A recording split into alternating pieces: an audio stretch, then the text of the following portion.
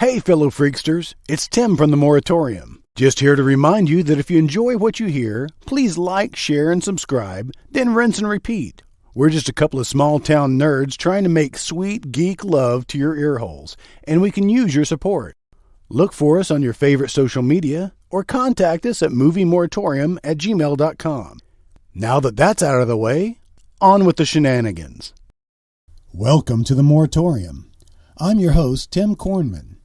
Each week I will be joined by some esteemed, and I use that term loosely, movie watchers, and breaking down some of the weirdest and strangest films to ever, not necessarily, grace the big screen. These are the deep dive oddities and backroom bootlegs that appeal only to the die-hard film fans. So sit back and enjoy the ride into the dark vault of the movie Moratorium.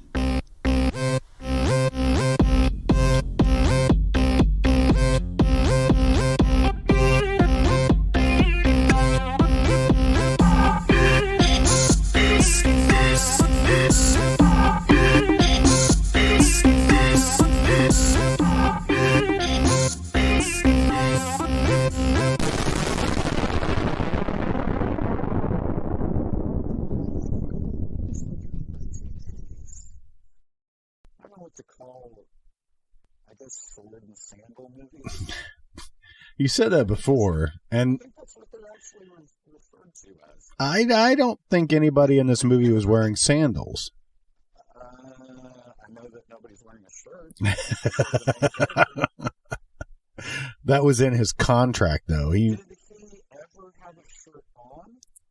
Yes. I mean, he had some when he was doing the battle with the leg of lamb. Yeah, he was fully clothed. But that didn't last long. No. He was like, I didn't chisel this chest to be covered up with wool. I make my own wool. I am my own wool. Mm-hmm.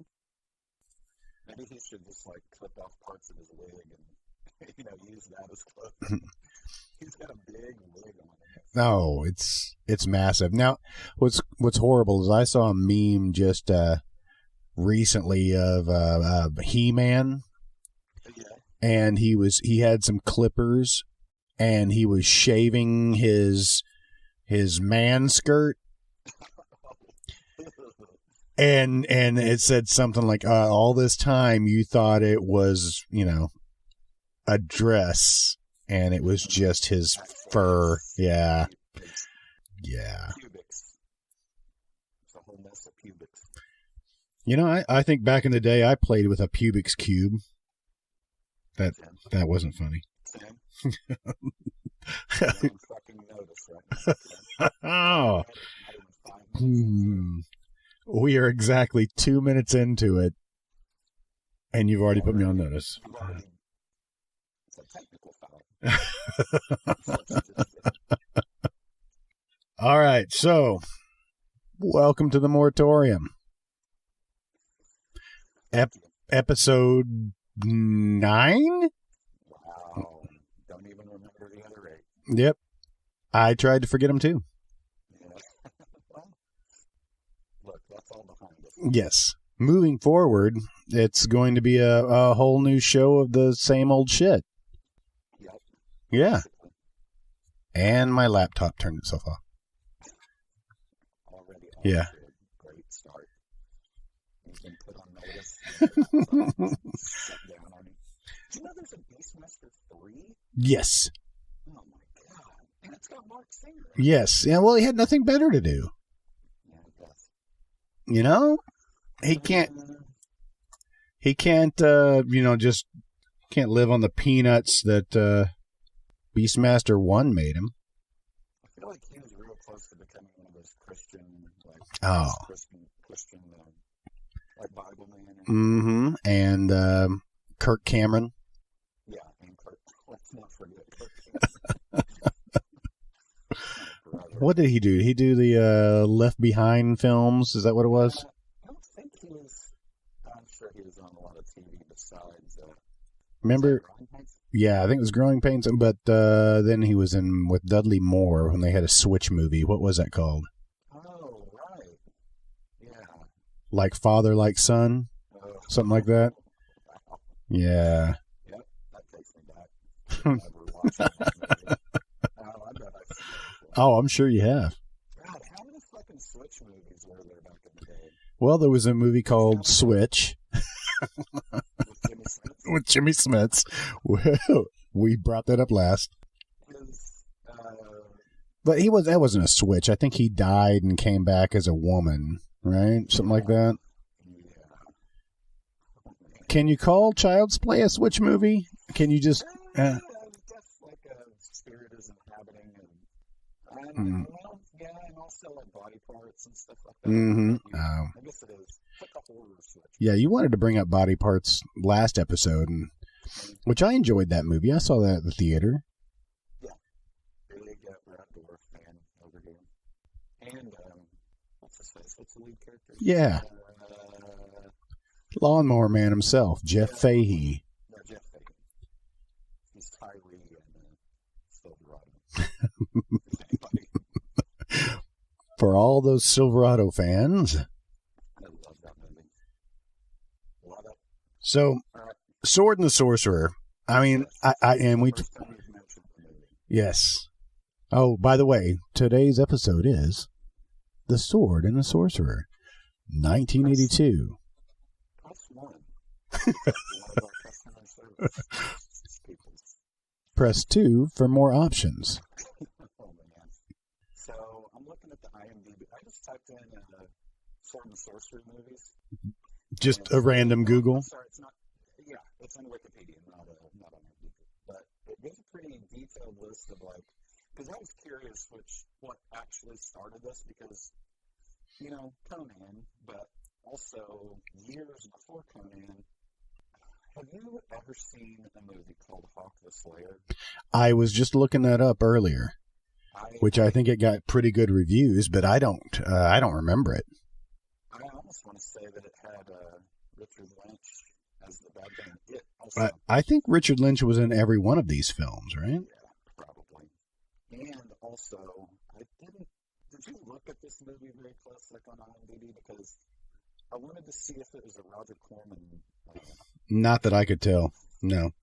I kind of thought it would be a Golden Globus. Yeah, right. That it fits right into that. Yeah, very foreign-y and probably filmed in not in the United States for, whatever reason. Not enough marshy and dust. I think More it's wastelands. film in Mexico and Italy. And yeah, so that Hawk the Slayer predates this movie By a few years? Yeah, several years.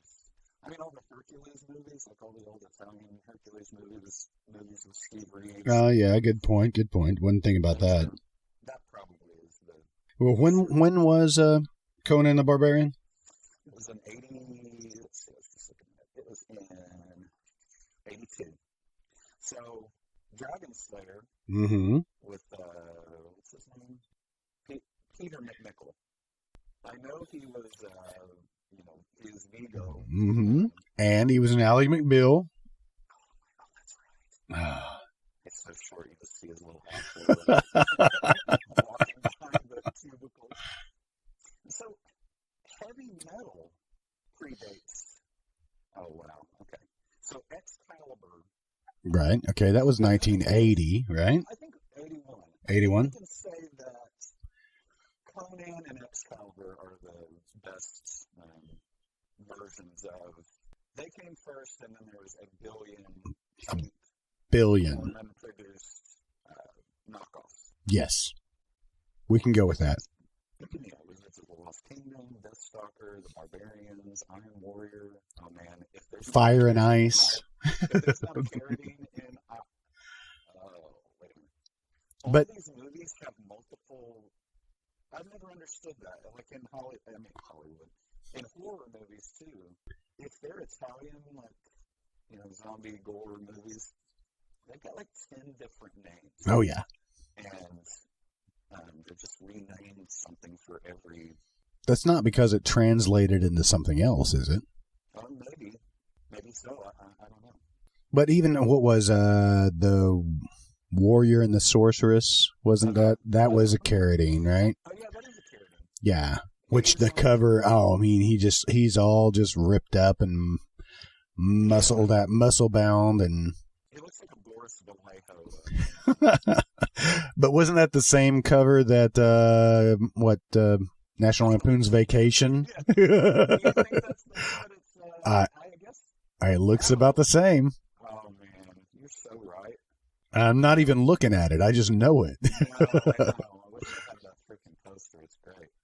David Carradine, meanwhile, has never looked like that. No. He has had a dad bod since like Birth. in his 30s.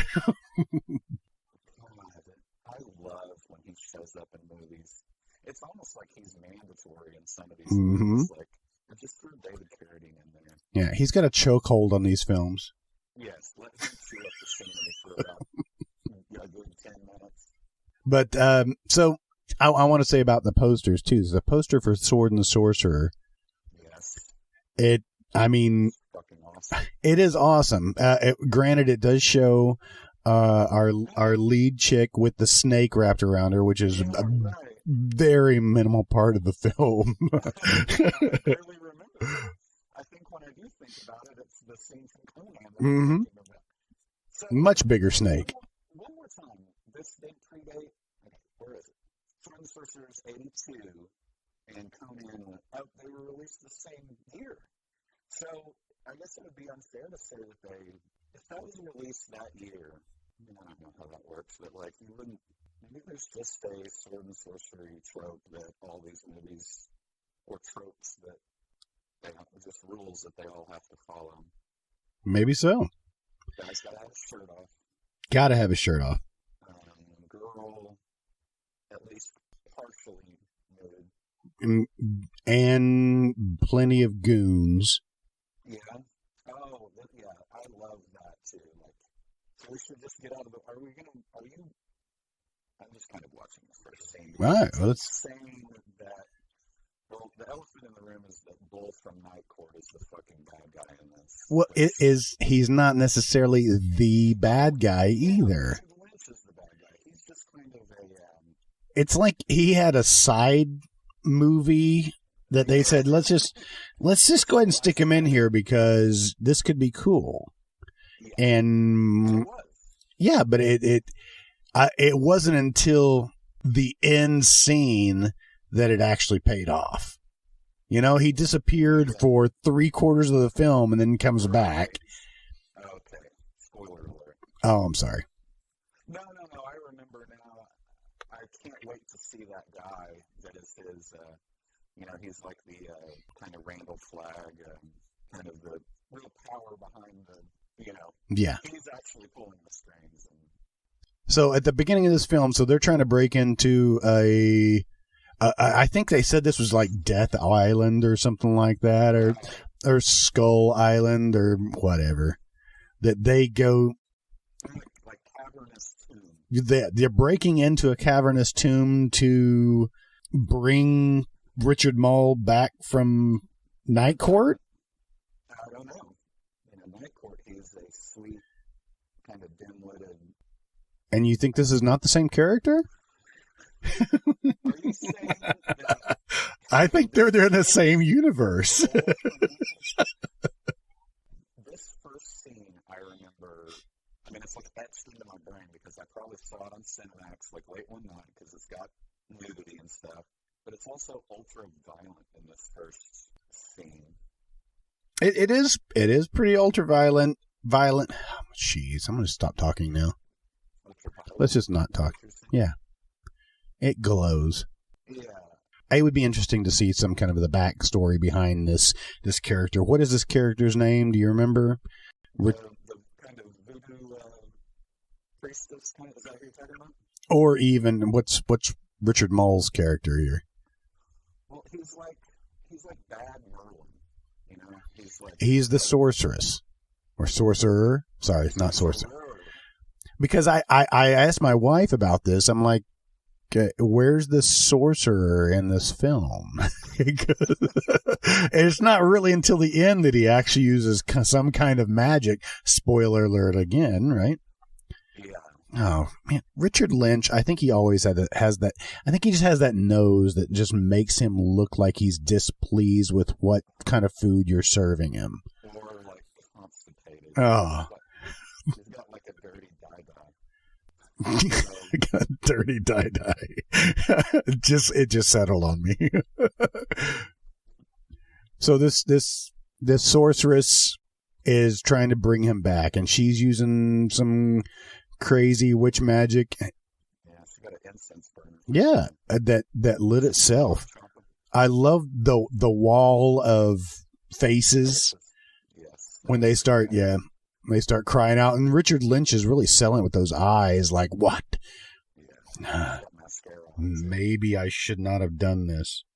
One of those faces is for sure Stanley Tucci. I don't recognize any other face, but I think he's an uncredited. Yeah, so his Richard Mole's like rebirth with those long fingers is so just like, ew. He's licking his fingers. He gets birthed out of some red plaster of. Oh yes, is it? I kind of look like just chocolate. Yeah, chocolate gravy. like a chocolate fountain just got out. Yeah. And he was trapped underneath it. Yeah, and so he pops out just like huh? And he looks confused at first. Yeah. I mean, I think that's probably.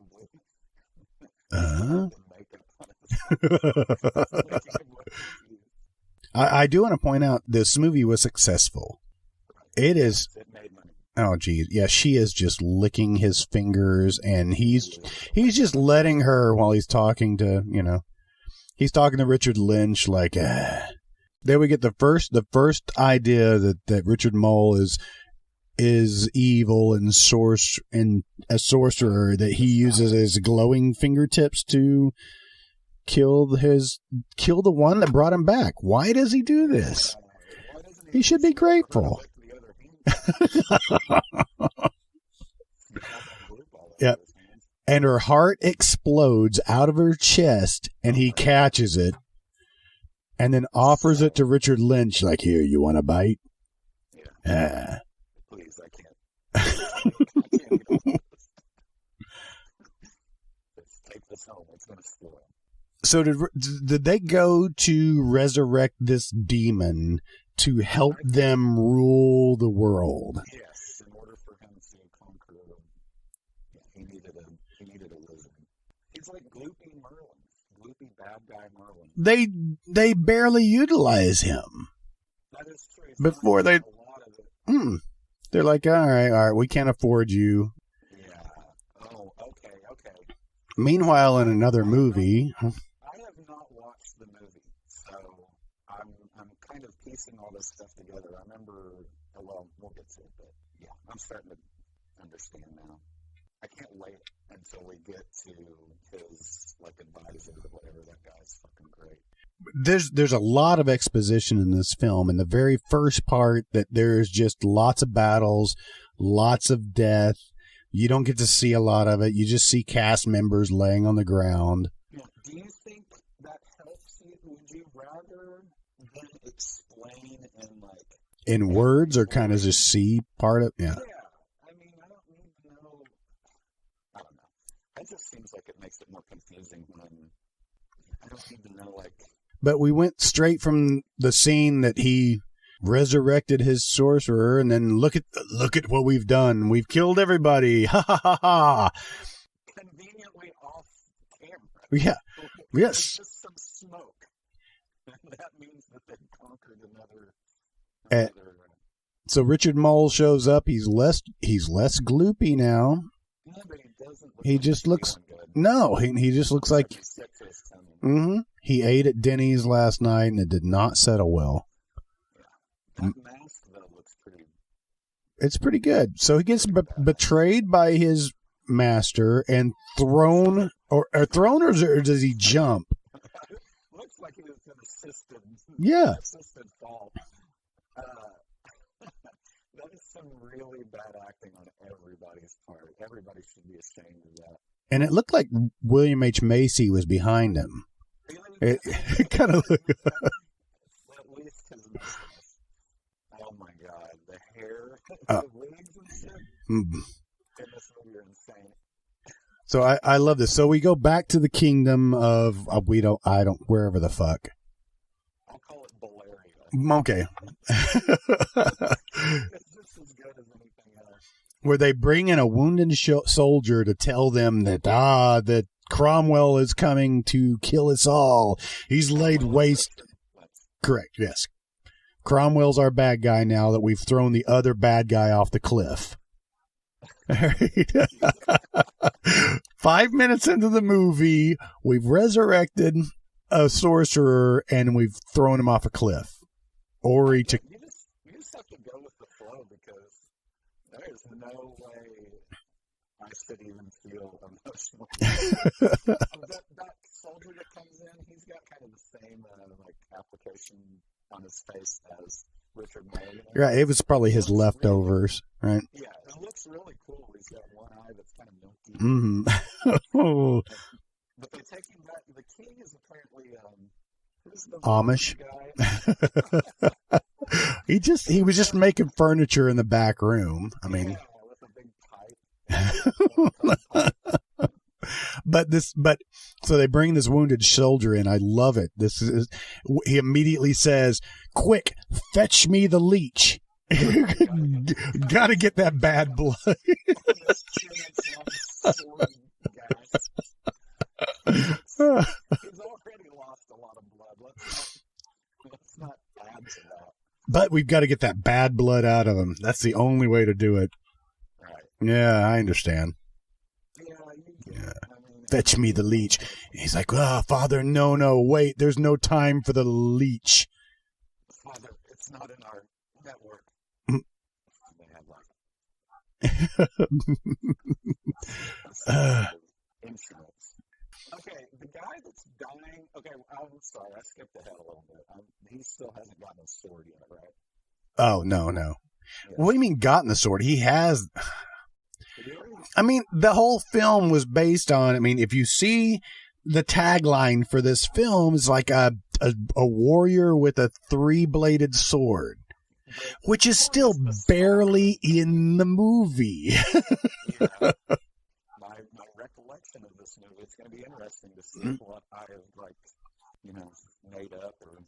Because I remember the sword being a huge part of it. And being like, holy shit, I wanted to, go build one or, Okay, so our Talon, which the subtitle said his name was Talub.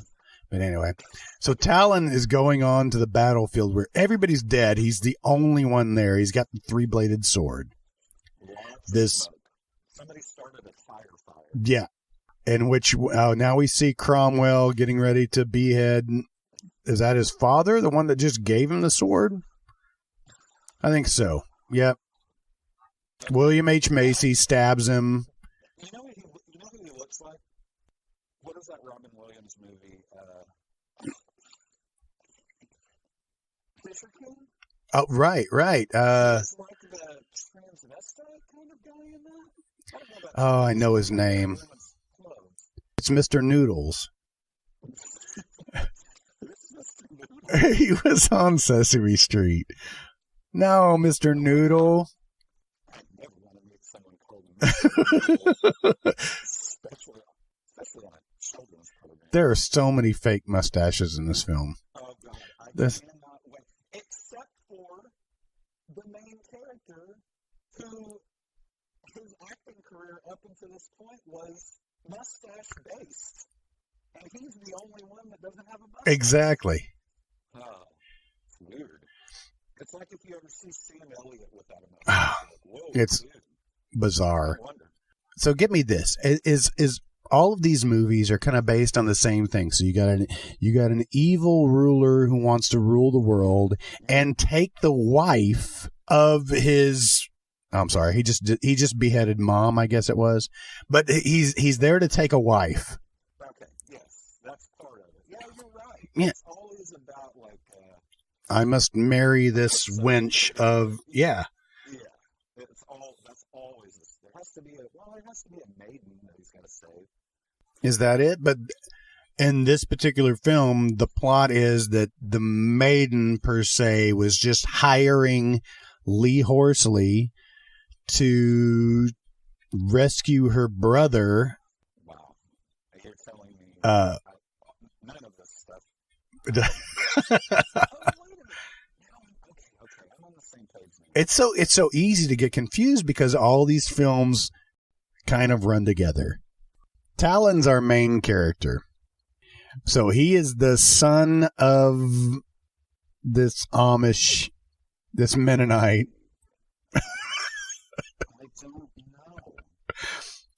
Who? Okay, that explains it in the subtitles. That Talon is the last survivor of this. Who cares? Exactly. Who it is. He's just the last survivor of this family. Right. In which now we see him. He's young. He's innocent. Next time we see him as Lee Horsley, he's smarmy and just a smug bastard. Smug bastard.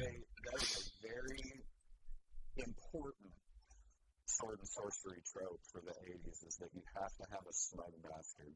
Mm-hmm. That you're not really rooting for. He doesn't. He's the just, anti-hero. Yeah, anti-hero, but you're not even. I don't know. It's probably because I watch Deathstalker a lot, but the guy that plays Deathstalker is just. You just can't wait for the bad guy to punch him. You're rooting for the bad guy in the movie because he's so unlikable. But that was, I haven't even made it to Lee Horsley yet. So. No, I haven't either. I've been backing up when we first see this sword. Yes, that's where I'm at. When Man at Arms gives him you remember Man at Arms from He-Man? Yes. That's what he looks like. I'm just noticing a little bit of mistakes here, and maybe I shouldn't do that. There's too many to look at. You mean when I found a flaw in this film? Statements that you've made might not be accurate? No, this film and its mistakes. All right. So I'm already to the battlefield where it looks like Mom has been beheaded. Okay, let me go. All right, which is kind of the same as Conan the Barbarian, too, because he watches his mom beheaded, or he's actually holding his mom's hand when she's beheaded. Yeah, in a much better scene. Yeah, much younger and, yeah. Just a better block and better... So this kid decides that he can kill everybody, goes with his 3-bladed sword to take on just 2 guys here. The sword needs a name. Give it a name. No, well... Give it one. We'll run with it. Call it Triscalibur. Triscalibur. Okay, so he grabs Triscalibur and immediately uses its hidden devices to launch one of these swords off of the blade. Explain this. Okay, wait a minute. Hold on a second. We've got to talk about one of the bad guys' henchmen having this mustache that is like. It is. That's what I was pointing out. It's just dangling off of his face. Yeah. Oh wow. Okay, so that was awesome. Gonna be a lot of stashes in this. Okay, so why would he chop her head off? Nothing better to do. I'll just save her for later. Which that's what we do with everybody else in the movie. They get thrown into a dungeon. There's an overused dungeon shot that. Yeah. Oh my God. So the first time he ever uses the sword, those stunt guys are fucking doing some work. That guy got yanked back by it was like he was on they just had a car with a chain and just fucking drove off at 80 miles an hour. But when he launches that blade off the sword, one of the hidden features of this sword is to launch the other. Yeah. which is just like, it is the coolest fucking thing you've ever seen in your entire life. an asinine, but I have it paused on a shot. It about blows his cape off of his face because it's just, I guess they just use compressed air to yeah. make that effect. I think you can vaguely see a small, you can slightly see a small hose going from the end of the sword into his jacket. They're using CGI to go in and touch this thing. Right. But when he it's a three-bladed sword, and when he launches the first blade off of it, the third blade is not there. Oh, interesting. You mean the one that doesn't detach? No, there's no, it's just not there because he hasn't shot the second one yet. I think maybe in editing they just made that one kill first, and then. But when was there to say, "Hey, guys, this looks like shit." But when he shoots through this guy's head, yes, the blade goes completely through. It's only held on, I think, because it's slightly wider at the bottom than it is at the, it tapers down. So I think, like, the part that was on the hilt was, like, stuck in his skull. Yeah, it's crazy. He's carrying it around. He's like a reverse, elephant. I think you may be right here because so he's basically hanging on to a tree when he shoots the first guy with the sword. He gets shot in the hand and his hand's pinned to the tree, and he does this turnaround, and then there's 3 blades on the sword, and he shoots the first guy. Okay. You're right. There was bad editing. They did it backwards. But you're right. That guy he launches backwards. This had to break some ribs when they pulled this guy. Well, all those movies did we ever decide if this was made in Italy or Mexico or? I didn't even see here. I just, when they get a lot of local people to flesh out the big scenes and stuff, and they just kill everybody in production, and then exactly. I guess we can't film here again. Yeah. Look, they just pay off some local police and. Okay, so our kid walks off. Yeah, dragging the sword. He's got. When he lifts it up, it still has another blade. Did he retrieve these blades? I was always confusing. That is something continuity-wise. Yeah. Maybe we shouldn't talk about. Yeah, let's just leave that up. From now on, if we don't know something, let's not question it. Would you rather do guess wildly or just, oh my God. You know what? I'm glad that I didn't watch this movie beforehand because you're getting some actual reactions. This guy from Murphy Brown is in this with his weird. There's a lot of guys with perms. I don't know. I guess maybe they don't have perms, but some really. He does not look like he belongs in whatever medieval time. And that's another thing is these fantasy movies and the post-apocalyptic movies from this era kind of happened at the same time. So Mad Max was kind of the right first kind of catalyst for all of those cheap knockoffs, and Conan I think was what everybody was trying to copy in the Sword and Sorcery thing. But they're so interchangeable. Well, yeah, you can shoot a fantasy movie and then just kind of bring some old junker cars and turn the same location into a post-apocalyptic Mad Max movie. You're right. They call it Maxploitation. I did not make that up. I looked it up, but when Mad Max came out, because it sounded like you just made it up. No, I read it. I don't want to take any credit for that. That is a great way to describe it. But yeah, Warriors of the Wasteland, Escape from the Bronx, and it's not even doesn't even seem like post-apocalyptic. It just seems like somebody needs to clean it up around the house, you know? Rake the yard every once in a while. That old TV's been out there for months now. Okay, we're getting off topic a little bit. So, all right, 11 years later. So the kid walks off 11 years later. Now he is Lee Horsley. He's Lee Horsley. Okay. And his band of merry raiders, right? Yes. Right. They're just they're pranksters, you know? But I would say, I mean, I've seen a lot of these same type of movies, and as far as smug bastards go, Lee Horsley is one of the best smug bastards ever. He's the smuggiest. He's the smuggiest of bastards. Fast forwarding, because basically it seems like Cromwell's kind of taken over the world. Yeah. Right?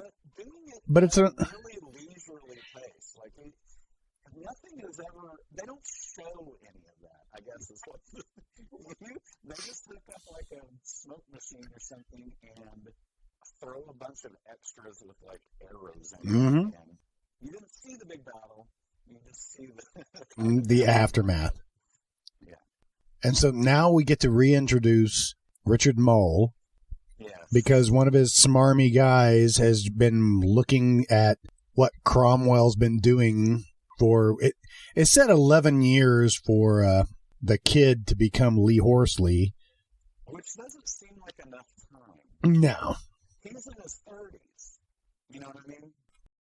So Richard Mole is still alive. We find out that he's just been hanging out in a cave. Yeah. He's got a pretty dope-ass throne. Yeah. But really, the fog machine is doing all the work. It is. Yeah, and I wonder how you see it's just piped in behind him. Maybe they're just trying to hide the other sets. Is that divine that comes to him? It looks a lot like divine. With a robe on. He does look creepy. I like this like little setup. Yeah, that's divine. So meanwhile, Cromwell's just trying to decide his next venture. He's like, He's grown a little kind of Van Dyke, or like a little Sigmund Freud. Oh yeah, I can see that. Okay, now I have some stuff about his advisor. This is the first time he's seen. Everybody's got like horrible He's got a horrible wig. He looks like he came off of Oh,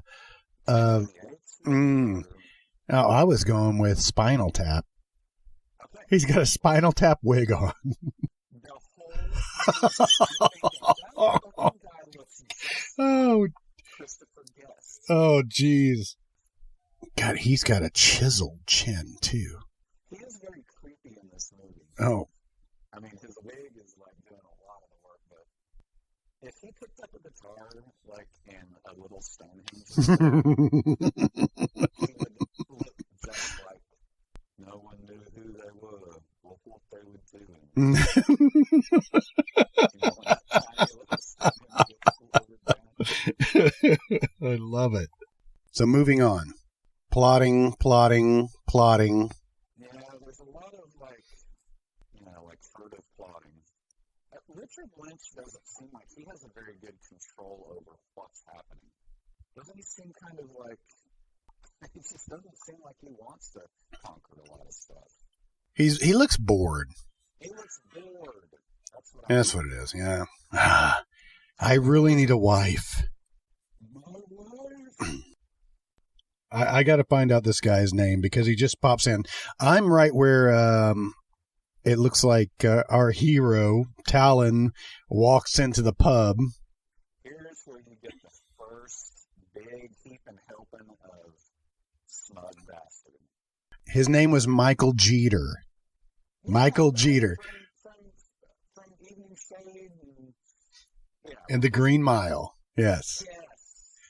So has always ever not had that mustache. exactly. But he was Looks like Ned Flynn. So right when our hero Talon walks to the door in the pub, that looks exactly like Michael Jeter just getting his hair blown back. Yeah, it's. I thought that too earlier, like they were reusing. They ran out of. I mean, I'm sure that this guy was probably Dead Soldier number 1, Dead Soldier number 8. Exactly. Everybody was doing something. Yeah, for sure. Oh my God! If one of those faces on the tomb had a big bushy like push broom mustache, I would love that. It's like, hey, it's the 70s. Yeah, you're gonna see. Yeah, if you're looking at a bloody face tomb, you're gonna see a couple of mustaches. Okay, so we're at maximum smugness right now. So what do you think that is? I mean, all these movies have the same character. I hear that. Oh, it's being recorded. Your dog's on. Look, people have lives, I can't just. Although he is getting broken. Get your ass in here. Lay down. Shut up. Was that your wife or your dog? So just so we know, I'm just looking it up. So Micah, who is the would-be king, is that right? Are we talking McCorkindale? Who looks every bit. He looks like Michael. Stephen Logan's Run. Michael York. Right. Okay. He looks a lot like Michael York, and I think I thought that's who that was for a little while. But he must have a bunch of like TV credits and stuff. That guy. I think so. McCorkindale. So he's now confronted by Michelli. Who is Michelli? We have not uncovered anything. We don't even know the plot other than Cromwell is trying to take over the world, and to be fair, they haven't explained that. Nope. He's trying to take over the world casually. Yeah, it's just kind of like, well, I don't have anything better. Yeah. I've got a big dungeon. I got to fill it up. Oh my gosh, if I had a dungeon, I would. Dot. I guess what else do you do in a dungeon? Got a TV down there? So is now Michelli, this is the first time we've actually seen this character. Now, I don't want to spoil everything. I just want to ask you this off the air. Okay, I'll edit this out. Take your comments. Are we to believe that this is Richard Mole from the beginning? From the time that he... Okay, wait. Because he's revealed, Michelli is revealed later to be Richard Mole at the very end. God, we are like 30 minutes into this movie. I'm 24 minutes. Yes. He is the counselor, Mm-hmm. It's like a disguise that he's wearing. Right. Which will be revealed. Okay. It wasn't a character to begin with, and because that makes the plot so much better. Well, the thing they don't explain is how does he maneuver his way into the king's... Right. You don't see... You assume in those 11 years that this guy has kind of insidiously, like, he's kind of the brains of the operation. Mm-hmm. Kind of like Worm Tongue, just like whispering on the king's ear. Yeah, so, but maybe... So that makes it... So he's very maniacal in getting Cromwell to destroy all of his enemies so he can just take over. Maybe, yeah. He's beautiful. The plot's so much better now. Which is another trope of all of these movies. Yeah. The evil counselor, Star Wars. All these things have been around for fucking ever.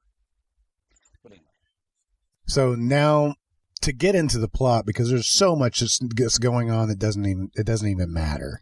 We just wait for this kid, which I already forgotten his name, Micah, Lord Micah, to be captured, and we meet his sister. Yes. who is very cute. She was in He Knows You're Alone. Is that correct? One of those movies, or Are You in the House Alone, or whatever. Her name's Kathleen Beller. Yes. So I will have to say, Cromwell's staff that he has is pretty freaking rad. I dig it.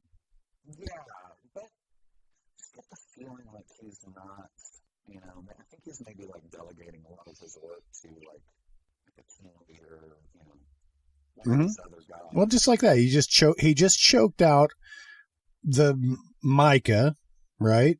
And just tells his goons like, hey, pick him up. Come on. Yeah, come on. Do my bidding. Yeah. He fell against the clock.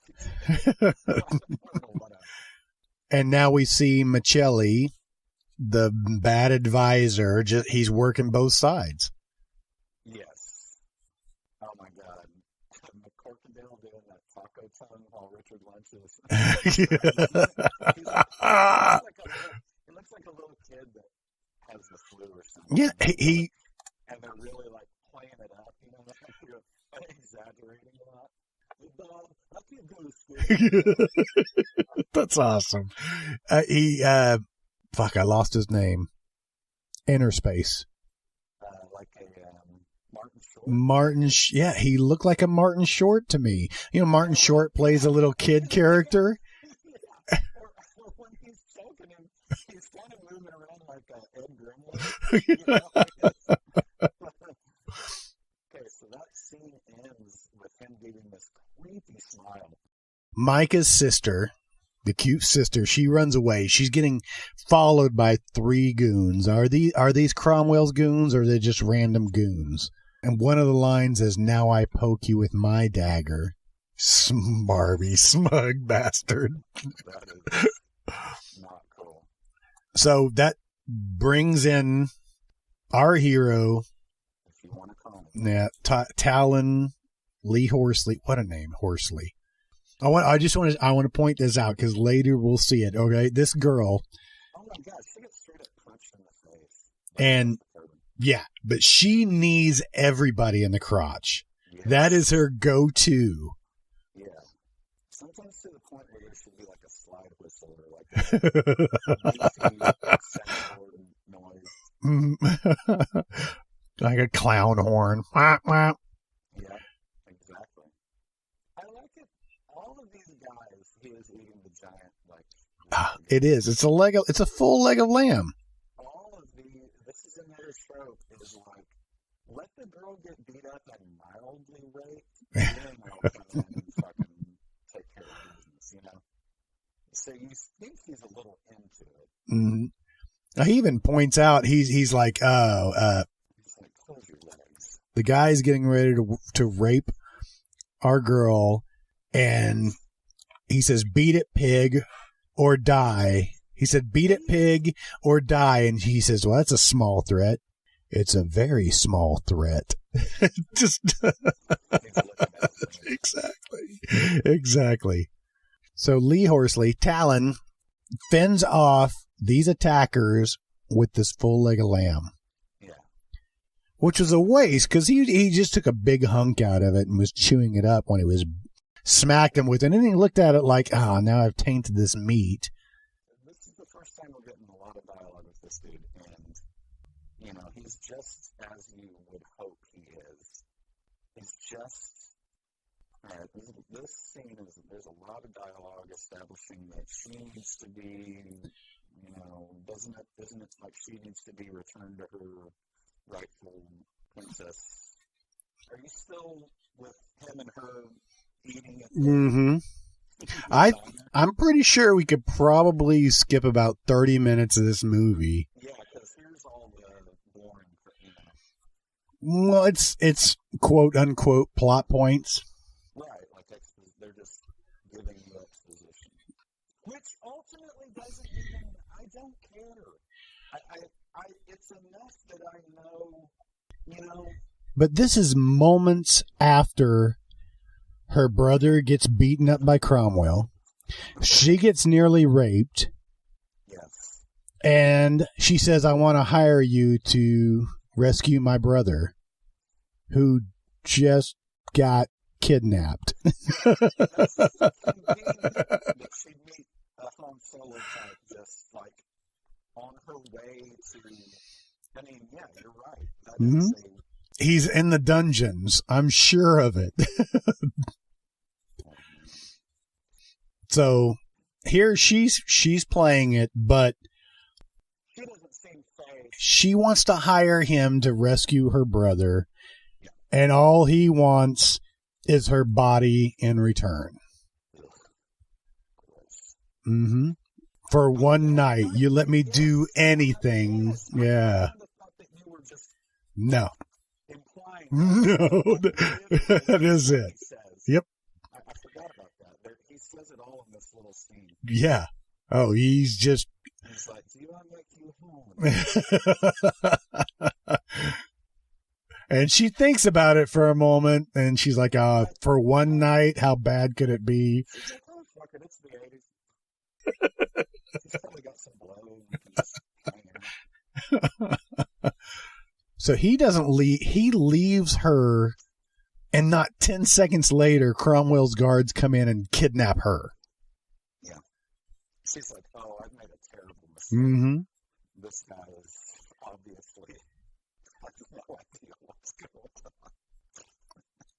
And now we're in the midst of a battle where there's some rebels in a cave and Cromwell's guards getting ready to attack. Sure. Which this was kind of amusing because I mean these are cave dwellers. These aren't rebels. These guys are going to die. Yeah. And they're fodder. Yeah. Sword fodder. Talon's watching this in the background, so he decides to save them and basically dumps a chalice of like fuel down and just lights them all on fire. Yeah, and also that would never work. What they're proposing is that the enemy army has no idea. Like when they saw like kerosene splashing around their legs. Mm-hmm. Yep. Like, yeah. Weird. When he sets these fighters on fire, they're just flailing about in big flaming capes. We see a lot of bodies just burning to a crisp, in which these he did not. He poured out one, like a whiskey barrel of gas or kerosene or whatever, and it like decimated in no time flat. In which these rebels, this band of rebels, they just watch in awe.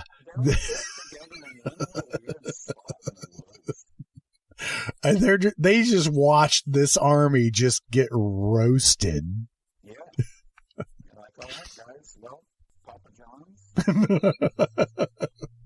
In which he basically just rescued them so he would have another band of merry men to go into the dungeons. Did one of them have a map to? I'm not gonna lie, I did not see the rebel scene where I must have like dozed off or something. I don't know where those guys came from. No, they were in a cave. They're just like a little militia or something, right? Who knows? Okay, so meanwhile in the castle, where our young girl, I still don't know her name. She looks young. She looks real young. Alana. Alana is Micah's sister. So Cromwell goes into his castle where she's being kept and basically tells her that I'm going to make you my wife. And she does this again where she starts, I think she starts loving on him like, we will rule the world. Yeah, sucking his fingers like, from earlier. That was like 2 hours ago in the podcast. And she goes to her go-to and she knees him in the nuts. Yep. Oh my God, you're right. There's a scene coming up that I forgot about that. She does this over and over. It is. From Mortal Kombat. That's her like combo. But part of the combo is she gets slapped first. And after. But in the middle, it kind of plays off. Yeah. America's Funniest Home Videos and The Sword and the Sorcerer. Most all nut shots. All right, so Cromwell decided to take it out on her brother down in the dungeon, and they're just that. What do we call this guy? His name was Tessier, right? The bald lynchy dude. Yeah. He's the guy. He's how he got to this film. Oh. Robert Tessier. Okay. His name is Verdugo.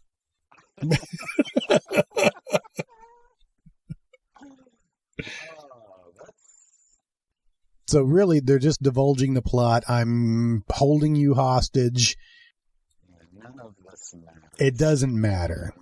We've got you. We're going to take over your kingdom. We haven't even seen that he has a kingdom. No. It's just him and his sister, and I guess he's the rightful heir to the throne. So Richard Lynch gets called away because there's an attack. They know that there's an attack because Talon is coming with his band of merry cave dwellers to attack the castle. And the girl that was there that was feeding him drinks, his refreshments for the torture of McCorkindale. Oh, right. Basically everybody is playing double agent here. Right, everybody's got something to hide. So you're saying, does that girl get them out? She cuts McCorkindale loose, right?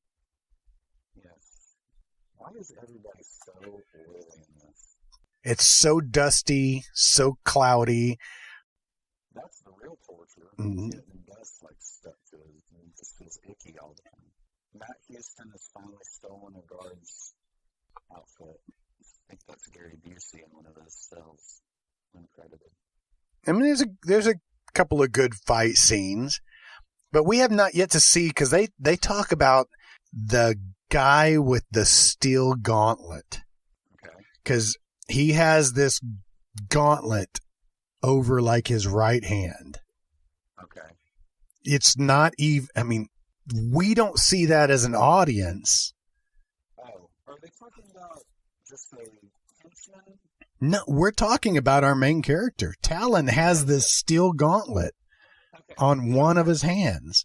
I didn't want us to get bogged down by it, but I was looking at him earlier. He had to like pull a switch or something or whatever, like brought the gates up from the dungeon, you know? Mm-hmm. And he has a fucking metal hand. Yeah. And you don't see that at all. That must have been something that was like written out, but then they had like remnants of it. And it comes back at the end. It does. It does. Well, but you don't. They make no real mention of it. They don't really introduce it. You just got to go with it. They don't even give him like a whistler or like a cue to like explain how the sword works. No. You know what I mean? No. That 3-bladed sword, where is it right now? Yeah. It's back, presumably, right? Is it? Because he doesn't use it. It doesn't come back until the end scene. It's like 8 feet long. How are you going to fucking... Usually in a situation like this, one of the women in the movie would throw him his sword at a dramatic moment, and then he would... And that happens later in the film. I'm sure it does. I'm sure it does. Now, I'm at 49 minutes when there are 3 guards that are playing dice. And he finally bursts into the dungeon to rescue all these people that he led to the dungeon. Basically, all of these guys have been captured, and he's wearing a disguise. Yes, and he puts off like a little hockey helmet, and then it's just this funky wig. That almost looks like Michael York. The guy that looks like Michael York, it looks like they just sprayed sriracha on his back. to look like whip marks. That's good. Yeah. No, but what Talon's wearing almost resembles what the Kurgan was wearing. Yeah, a little bit. Like when he had hair. You see a real close up of McCorkindale's butt when he like does the fireman carry and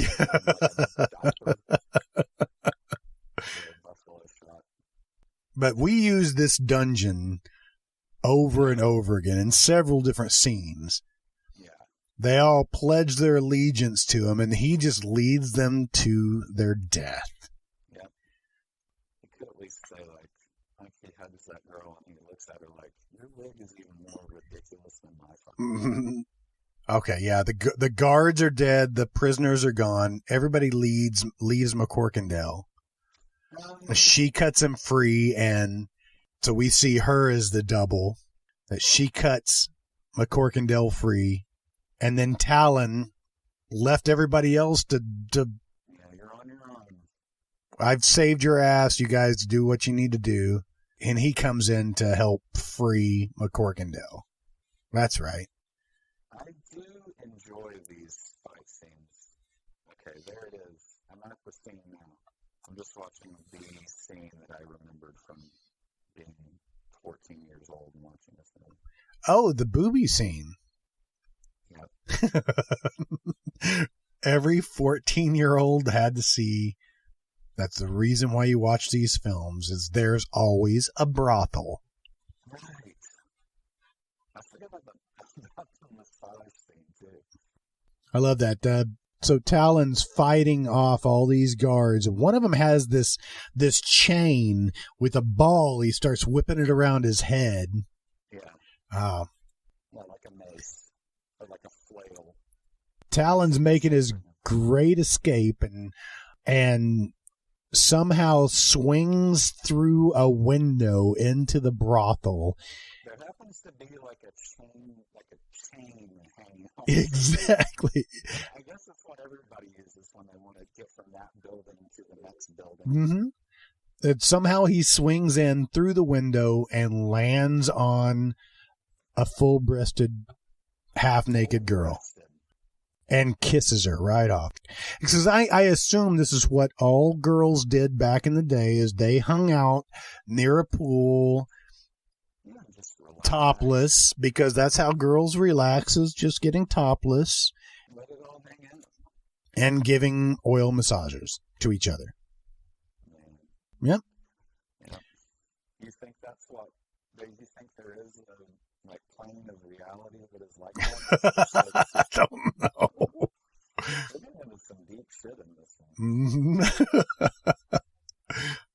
I like Massage Galaxy. Let's get a massage. I don't know if you noticed that a lot of these guards have the same sword. Yeah, those cheap, they look like they're made out of cardboard. Yeah, and they break really easy. Yep, they do. Even the three-bladed sword, which is like, at least for me, that's why I'm here, is I want to see that thing. What did we call it? Triscalibur? Triscalibur. Yeah. And it breaks so easily. Yeah, it looks pretty flimsy when it looks like one of those, like, remember those water rockets? Mm-hmm. Exactly. You pump up. Yeah. It looks like one of the, it has the power of one of the, if you get speared through the head by one of those swords, then that's pretty much on you, because you had plenty of time. It's not like it's going 300 feet per second. You know? So they are chasing Talon through every fog machine they own on this set. Get all of the fog machines together is what I remember. So Talon gets captured by Cromwell's guards. He did like a Beverly Hills Cop, like fall, or not Beverly Hills Cop, but like he did a fall off a railing into some hay. Yes, and still ended up running away through many fog machines. Yeah. But then gets captured by Cromwell's guards. And Cromwell says, don't act as if you don't know who I am, Susha. It's your old friend, Cromwell. Well, I mean, but they never never established any connection. I mean, he is the guy that Right. massacred that guy's family, but they never met or, you know. Yeah, this scene ties it all in that now we know There's a personal. There's a little flashback scene of his mom being beheaded. Oh my God. To tie it all together. We get it. We get how this works. Although they didn't probably need to, like, what is this, an hour and a half, maybe? 40 minutes, really? Did it need to be? That's 20 minutes. I've completely forgotten that Richard Mole is in this movie. Exactly. I want to see that sword, and I want to see fucking Richard Mole, but not the outdoor makeup, like the gloopy indoor makeup. Mm-hmm. So all I have to say is that these swords break so easily. It's like the only one that has a real sword is Cromwell. Everybody else's sword gets broken so easily. Well, they just, like, it looks like they just, like, took a bandsaw and just made a bunch of, like, you know, 1-inch plywood, sword-shaped things. And all right, so more fights. They throw themselves into. That scene looks like it should have yappity sax. Yeah, I think so. Because the fight goes on forever. There's a lot of scenes of just guys running. Yeah, but Cromwell and Talon are now fighting. They throw themselves into a knee-deep pool of water. This has to be part of Universal Studios. Yeah, right. They're just in the tunnel of love. That looks like it could be like Raiders of the Lost Ark. Mm-hmm.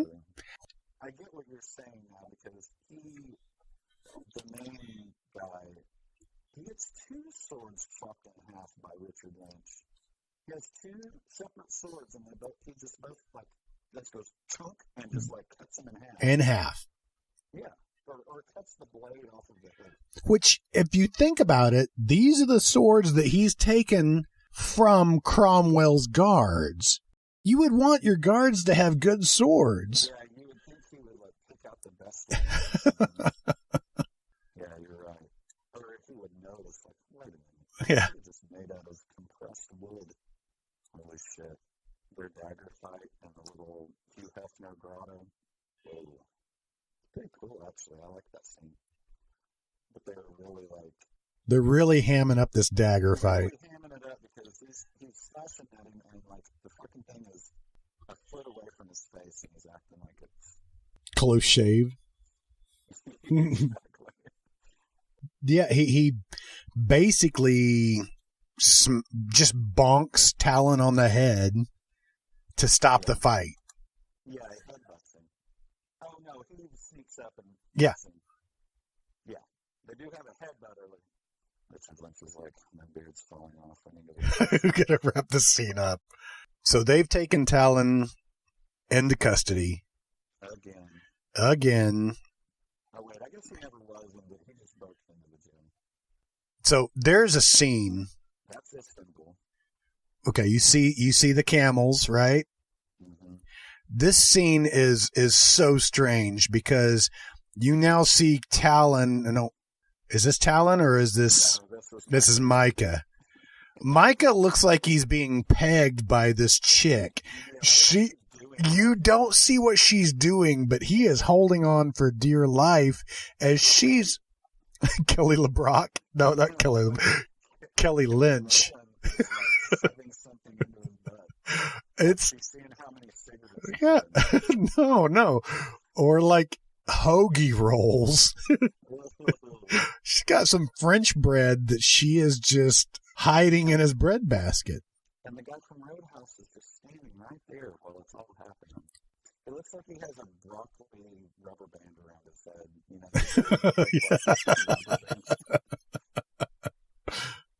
And I still want to know what she's doing. You don't see what she's doing.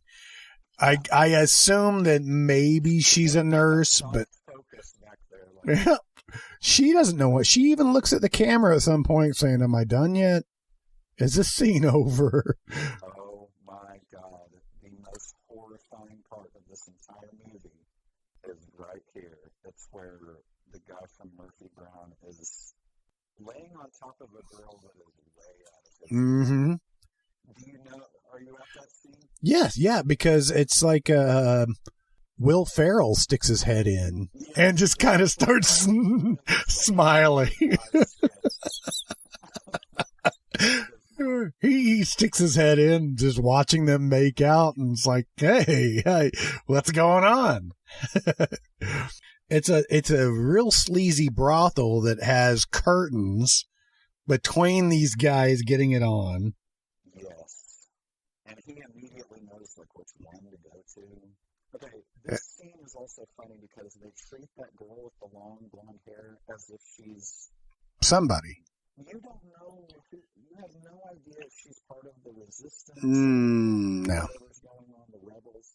But everybody has like a party when she shows up. Okay, but that's all I'm going to say about that. We need to zip through.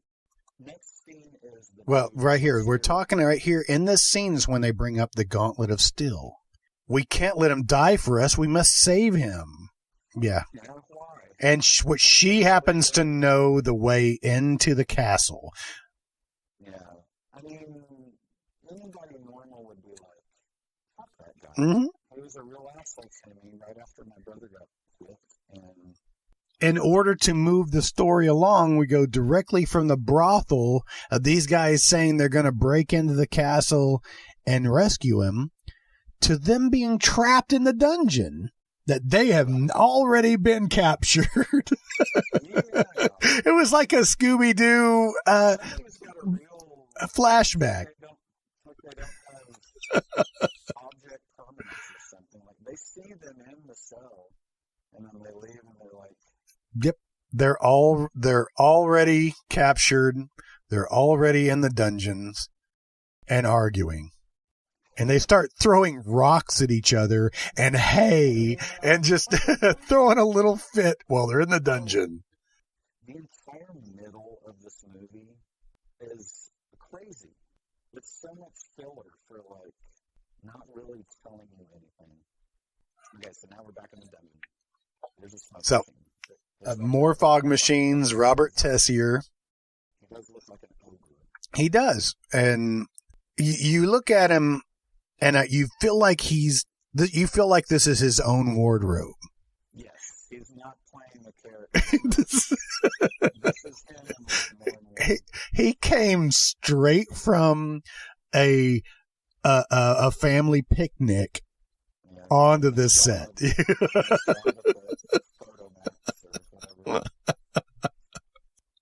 have a very even like Michael Berryman, Mm-hmm. English teacher, and they just have those weird faces that lend themselves to mutant freaks of nature.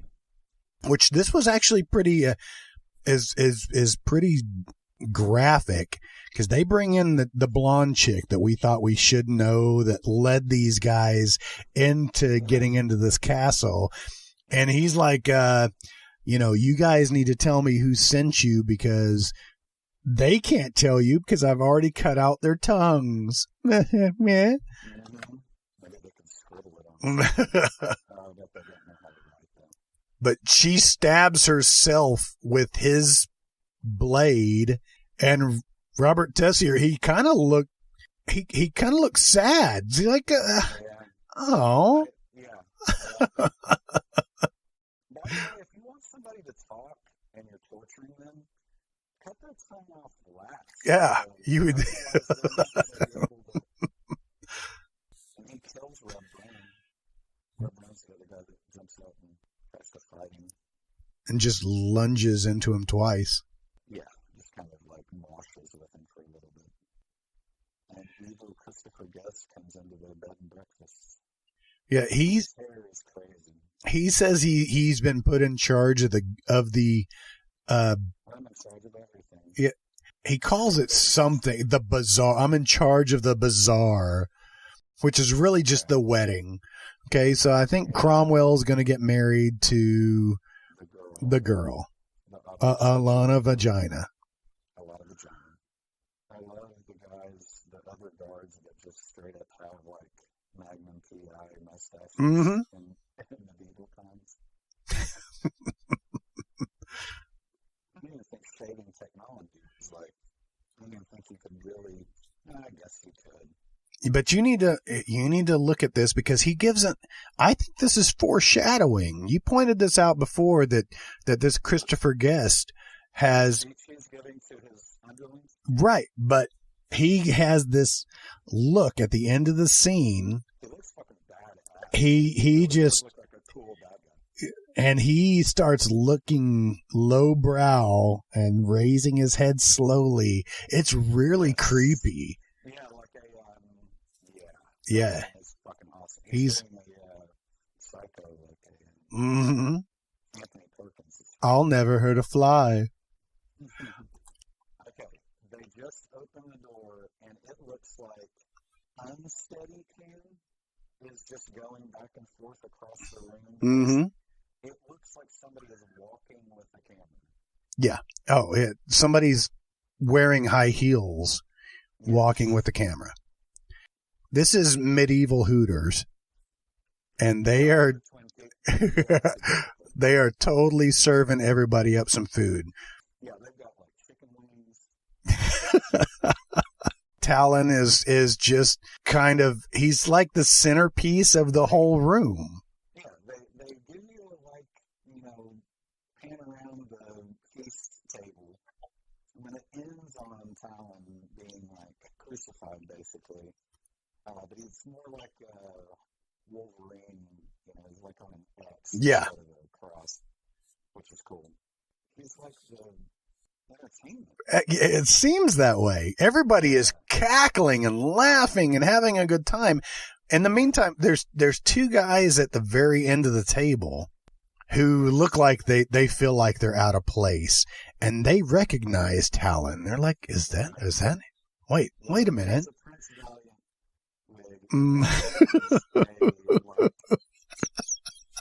It's got Ruth Buzzy's hair. No, that's Grandma's hair from Any Which Way But Loose.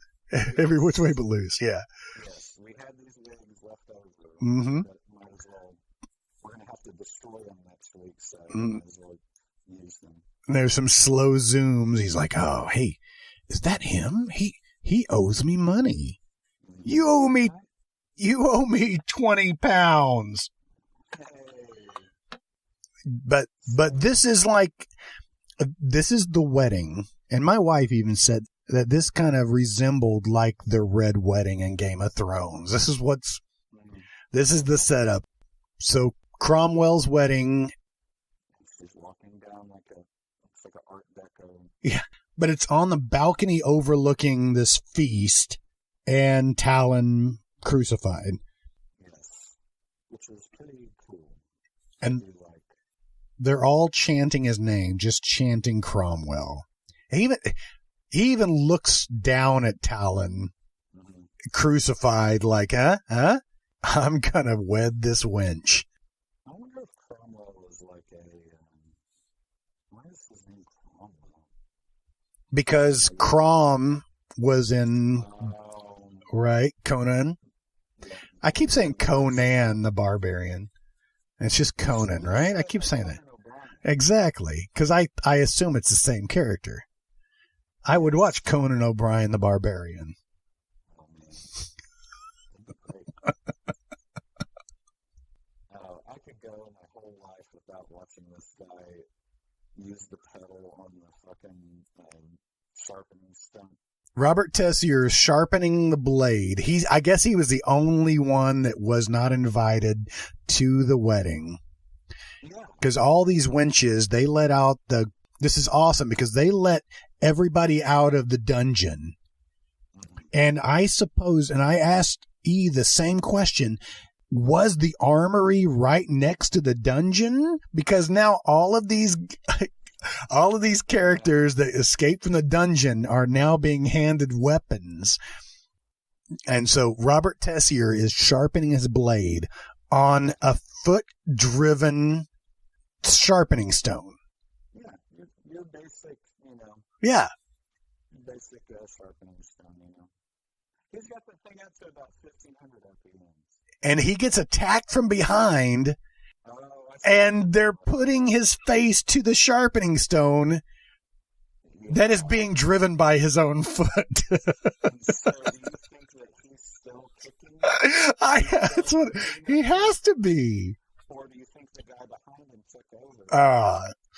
You know how you can like hit the brakes or something, like if you're a passenger, you just like shove your leg out. I don't know. But that was just, I thought that was funny. But yeah, putting his face to the sharpening stone that was being driven by his own foot. Yeah, seems like he should just stop. Yeah. But that was pretty gross. Yeah, it was gross, and I loved it. Okay, I'm at the scene where he's pulling his hands out of the fucking... I wanted to bring that up. He is trying to pull the spikes with his hands off the crucifix, and he does an over the top. Oh, yeah, he moves his... He does. Actually, the scene is fucking badass. Why is the guy eating at the feast table? Why is he not wearing a shirt? He's wearing a hat. Because it's not a very formal wedding. Like once the ball was out of his mouth, he screams Cromwell and slow like. And the guy from Murphy Brown in this fight scene straight up hacks a guy's fucking head in half. Like it was a fucking cabbage or something. They spent the budget on that scene. It looked awesome. It did. Nobody makes a move until Talon finally pulls those spikes out of the board. They're like... I mean, I can see where those guys are coming from because they're like... It's like having dinner at Darth Vader's house. They're nervous about, they don't want to fucking rock the boat or whatever. Mm-hmm. But they do notice that, he used to drink some suds with that guy. When all of these rebels come in and start fighting these guards, their dicks get a little hard. The music behind it too makes it feel like Hook. I wanted the one guy to scream out "Bangarang." It's beautiful. It's just one of those moments. So we're watching this big, huge fight scene, and it's mass hysteria. Just people slashing swords. Matt Houston is straight up just in a mini skirt or like a loincloth. There's a brief moment where you see the three-bladed sword on somebody's back. Oh, I must have missed that. Because there's a slow-mo fight scene where you just see Talon. There's just fire going around him, smoke machines going mad. He's standing in one place just throwing guys back and forth. Right. I saw Raylan kill. Oh, Murphy Brown is... Yes. Yeah, he is. And he throws it. Talon is still barefoot. Yes. And he does this launch. He's jumping over the table, slow motion, as Reb Brown throws the sword up. It does turn into like a tangerine dream. Kind of a slow-mo apocalypse. I mean, the whole tagline to this movie is about the three-bladed sword that hasn't been in the entire movie. The titular sword. In which Talon has it now, and he's coming to rescue the chick from Cromwell. That scene, I can see his butt. Okay, this does get my blood pumping a little bit. That scene where he jumps over the railing with the sword. Mm-hmm. He's going to crowd surf like he's at a Pearl Jam concert. But 3 guards jump out with their sword, and he takes one swipe with his three-bladed sword and breaks all of their swords. That is an awesome scene. I love it. I like seeing that sword with blood all over it. Mm-hmm. It looks cool. I wonder if Richard Lynch got headaches from wearing that. No, that's a Burger King crown. It does look like a medieval Burger King. The scene we're coming up on kind of saves the movie for me. Okay, right where he takes her down into the dungeon like he was going to help her escape. Yes. And then turns on her like everybody else turns in this movie. Why would you trust the guy that obviously has the most evil haircut? But this transformation scene is incredible. Yes, it is. And I love the blue kind of... the hue, yeah. Yeah, the hue. But I like it that they're going down into this... they're going down into this layer, and the director's like, we need to spruce it up a little bit. Put a couple of iguanas. Yeah, on the steps. Iguanas. No, that's like probably the makeup girl's iguanas. Mm-hmm. Christopher Guest takes her down into this lair and starts choking her, and she does the same type of move that she did to everybody. She's like, oh, well, I could be your queen, and tries to get all sexy, touching their face, getting all close. She is playing up to him, gets up real close to him, and tries to knee him in the nuts. Yeah. I think it even makes a clank sound like he's wearing a cod piece. Right. Or he's got brass balls. She knees him more than once, and he has that Anthony Perkins smile again. Yes. But backs away. This is awesome when you get the transformation. He's like, watch this. And just rips his own cloak off, and his chest starts ripping open, and he looks like he's in a death metal band. He looks like the lead singer of Iron Maiden a little bit. I buy that. But this makeup effect is really good. He looks up and blood just flows from his mouth, and he rips his own skull apart. That looks just badass as Richard Mole, the sorcerer, emerges from his skin. Sorcerer / bailiff. Yeah. And now he's back in his gloopiness. He's back in his heyday gloopiness. It's great. He's got the glowing fingertips that I guess puts her under his spell. Yeah, that's fucking cool. I suppose his powers are not so strong that he can control two people at one time, because when Cromwell tries to attack him, he uses his glowy fingertips to stop Cromwell, and it lets her go. That's a big question that I have. Why did he not... Was he weaker or something when Cromwell stabbed him in the first place? Yeah, he looked like he was weak in powers, yeah. Like he was... And so it took 11 years for him to regain his power. It didn't make any sense. So basically, here at the end scene, where the sorcerer is using his powers to control Cromwell. He's got the...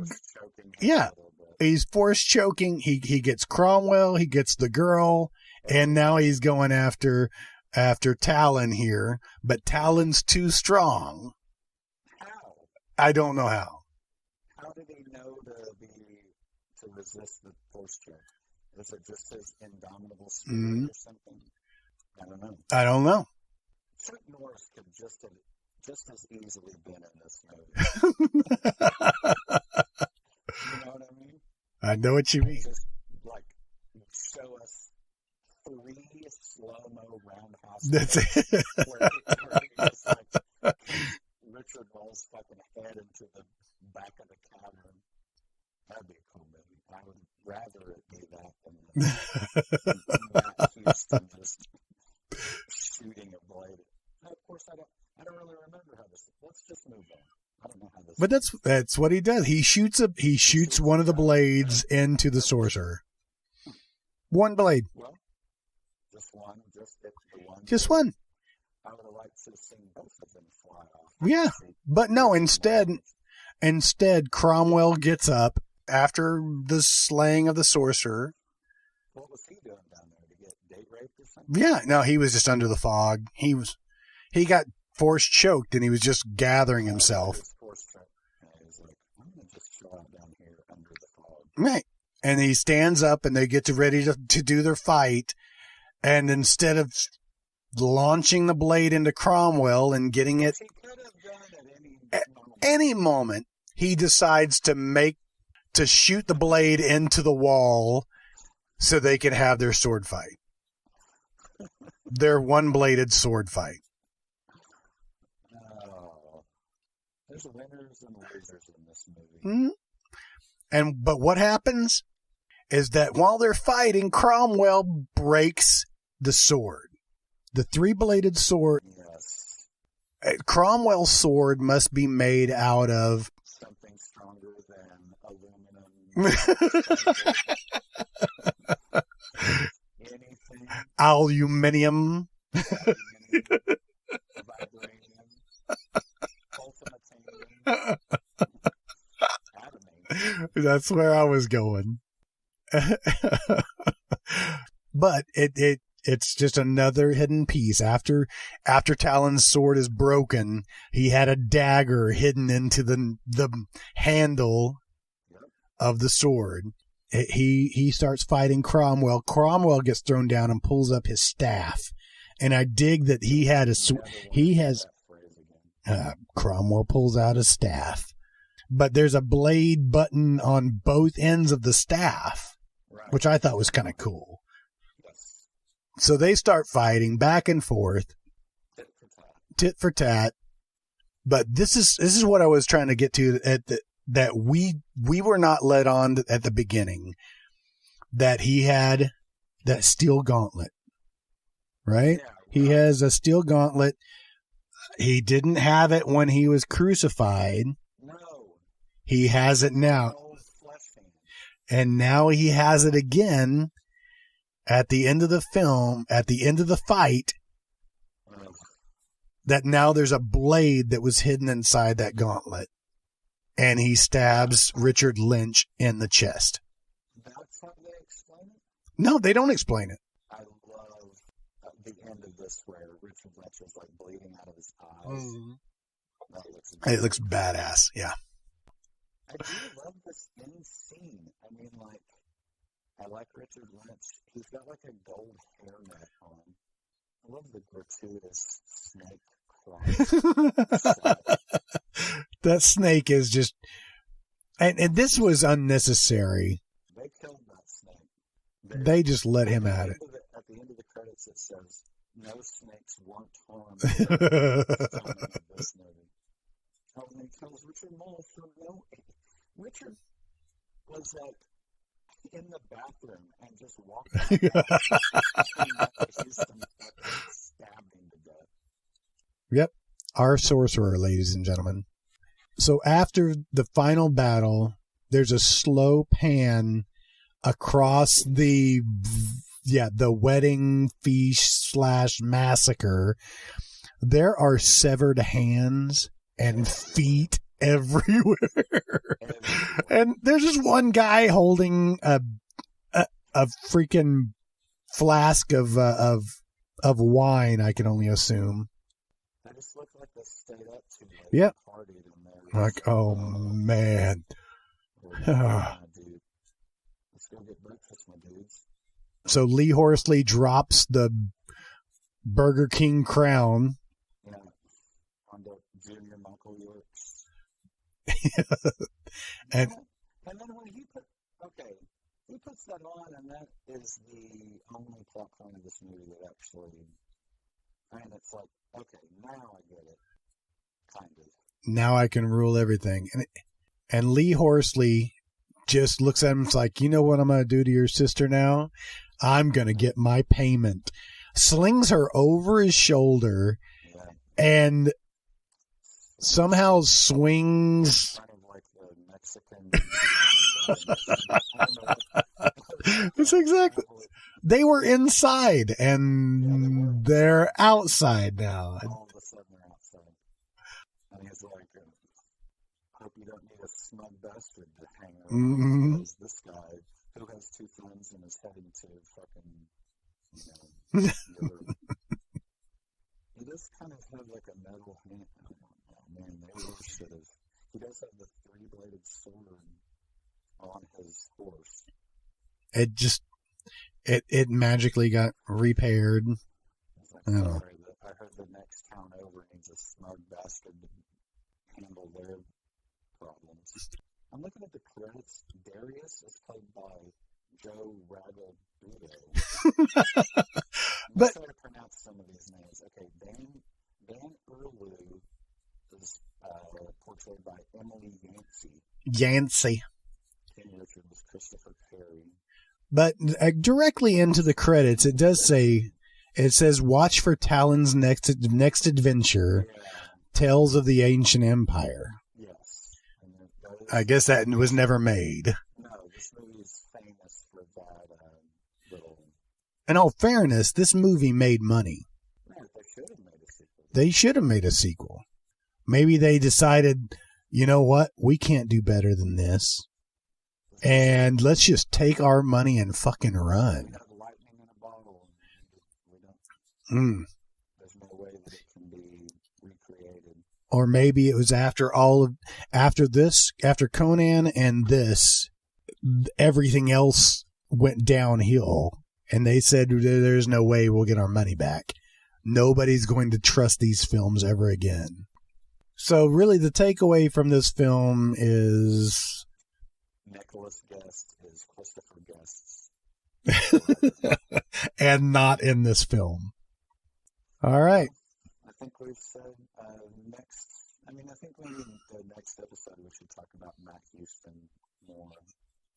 You should go into depth. Did you see the Dedicated at the very end? No, I'm looking at Animal Wranglers right now. It has a dedication to a stunt guy at the very end of it. Huh. It's because they ripped his fucking spine out when they... Ooh. God, can you imagine being in like the 80s must have been like the Wild West. Just throw a guy down some stairs. They're like, why is OSHA coming in here? There's no place for... There's no place for safety in film. Yeah, we're doing the opposite here. All right, is there anything else you want to add about this film? You still love it? No, I watched it again. I didn't watch it with the sound off, but, you know, I do like it. I like it. I did not know until this weekend that Matt Houston was the main character. And I do like the main character, you know. I mean, they're pieces of shit, but, you know, like, why do you like Han Solo? Mm-hmm. And that's exactly it. It's a Han Solo character. Yeah. But he's like the main character. He comes in, he does good deeds, he gets to sleep with the women, and then takes off and does whatever he wants.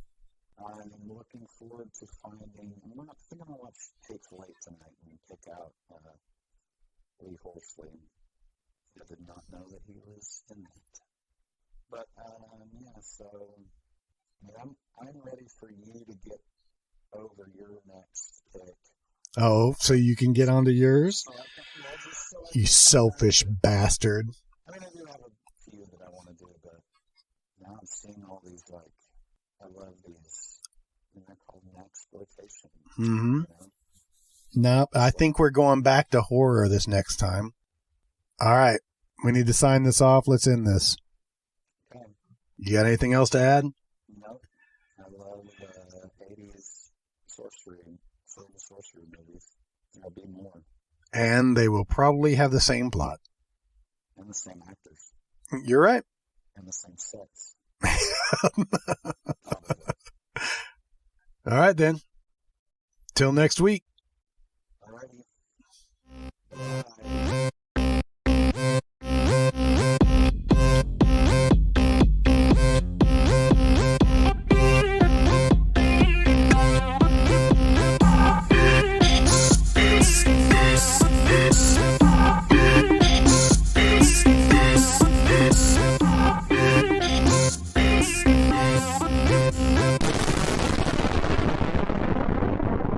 You've been listening to The Moratorium, an MT Cornfield production.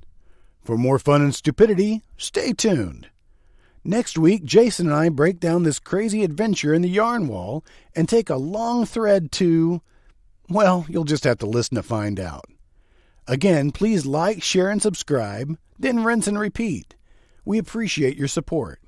If you have any movie suggestions or just want to tell us how much we really suck, you can contact us at moviemoratorium@gmail.com. Thanks for listening, and long live VHS. Wow, man, we're really doing God's work.